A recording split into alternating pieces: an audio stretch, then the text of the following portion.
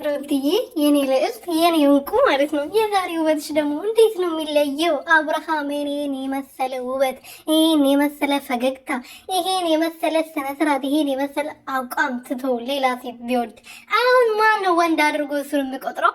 እስቲ እቺን የመሰለች ልዕልት ሴት አግኝቶ እቺን የመሰለች በቃ የሆነ በስራ በሁሉ ነገር ፈጣሪ ባርኮ የሰጣት ሴትን ትቶ ሄርሜላን የመሰለች የሆነች ዱቄት የሰው ዱቄት ሰውን ማትመስል ከሰው የተፈጠረች ማትመስል ቤተሰብ የሌላት ለራሷ ክብር የሌላት ለሰው ክብር የሌላት ለሚዲያው ለምትሰራው ነገር ምን ክብር የሌላት አሰዳቢ የትኛው ወንድ ይወዳል? እስቲ አንዳንዴ እኮ ማለት ነው ቪዲዮ ላይ አይተን ራሱ ማየት መፍረድ እንችላለን። ይሄ ነገር ድራማ ነው፣ አው ስራቸውን እየሰሩ ነው፣ የራሳቸውን ህይወት እየኖሩ ነው፣ እዚህ ጋር መጥተው አክት የሚያደርጉብን ብለን እኮ ማመን እንችላለን። ገባችሁ አይደለ? እስቲ የትኛው ወንድ ነው እቺን ሴት ትቶ እቺን የመሰለች ዱቄት ሰው ማትመስል ከሰው የተፈጠረች ማትመስል ይቅርበረኝና ከሰው የተፈጠረች ማትመስል ሊወድ ሊያፈቅር ሊያስረግዝ የሚችለው? ገባችሁ አይደለ?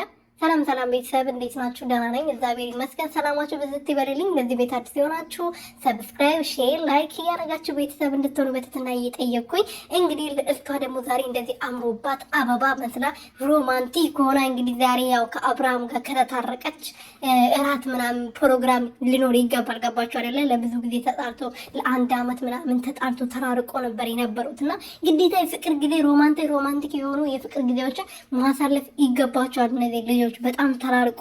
አብርሃም እንኳን ብዙ ሮማንቲክ ጊዜ አሳልፈዋል ከሄርሜላ ጋር ከዛች ሰው ከማትመሰል ሴትዮዋ ጋር ማለት ነው። እንጂ ሩትዬ ከልጇ ጋር ብቻ ነበር ፈታ ዘና ስትል የነበረው። አሁን ደግሞ ባሏ ወደ ህይወቷ ከተመለሰ ቀልቡን ገዝቶ ይቅርታ ጠይቆ ልቦና ገዝቶ ወደ ቤቴ ነው የሚበጀኝ ብሎ ከተመለሰ የሮማንቲክ የራት ልብስ ነው እንግዲህ እንደምታዩት እንደዚህ አምሮባት አቤት ውበት ከየት ነው ይሄ የመጣው ነው የምትሉት? የምሬን ነው ማለት እኮ ነው። በጣም ነው የምታምሪው፣ ከአይን ያውጣሽ። በጣም ነው የምታምሪው የምር ማለት ነውና እንደዚህ ሮማንቲክ የሆነ የራት ጊዜ ማሳለፍ ያስፈልጋል ከአብርሃም ጋር ማለት ነው። ያው ባሉ አይደለም ብዙ አብሮ ያሳለፉት ብዙ ነገር ያደረጉ ብዙ ወጣ ወረዶችን የወረዱ ባልና ሚስት ነበሩ። እቺ ሄርሜላ ባትመጣ እቺ እባብ